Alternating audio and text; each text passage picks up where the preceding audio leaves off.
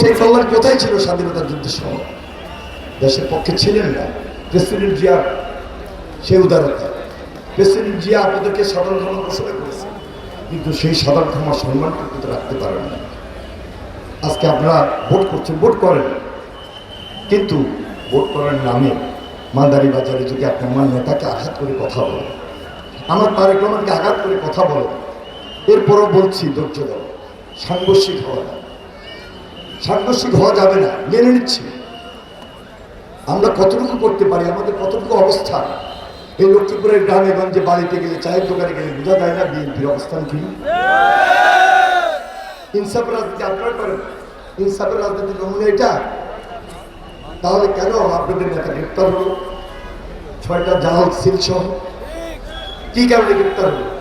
যে নির্বাচনের জন্য লড়াই করল, আত্মহতি দিলাম, জেল খাটলাম, বেগম খালেদা জিয়া বিদায় নিল, ইন্তেকাল করলো, তাহলে সেই নির্বাচন কি জাল জালিয়াতির নির্বাচন হবে?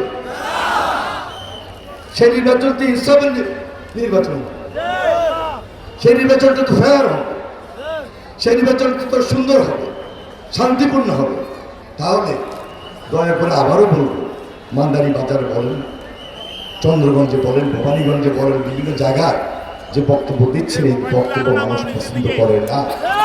আমি একটা প্রত্যুত্তর দিব না, প্রত্যুত্তর আমার এক ভাই বলেছেন ব্যালটের মাধ্যমে দেবেন। বিএনপির পরিবার কি, বিএনপির পক্ষে অবস্থান কি, ধানের শীষের জোয়ার কি, স্বতঃস্ফূর্ততা, উৎসবকে আনন্দ কি, এটা কি আর বুঝিয়ে দিতে হবে, বলে দিতে হবে যে 12 তারিখ কি হবে, 12 তারিখের রেজাল্ট কি হবে? আর বলে দেওয়ার বাকি আছে? এটা ধানের শীষের জোয়ার, এটা গহনে জোয়ার। 12 তারিখ সারাদিন, সারাদিন ভোট দিব কিসে, ভোট দিব কিসে?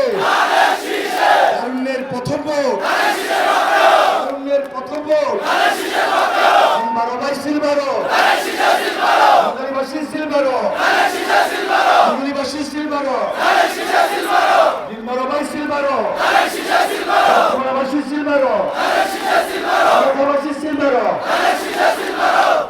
এটা তার বলে দেওয়ার প্রয়োজন নেই। এটা জিয়ার মার্কা, এটা খালেদা জিয়ার মার্কা, এটা তারেক জিয়ার মার্কা। আমার মনে হয় আমরা বেশি বক্তব্য দেওয়ার প্রয়োজন নেই। আমার সবাই বলে আপনার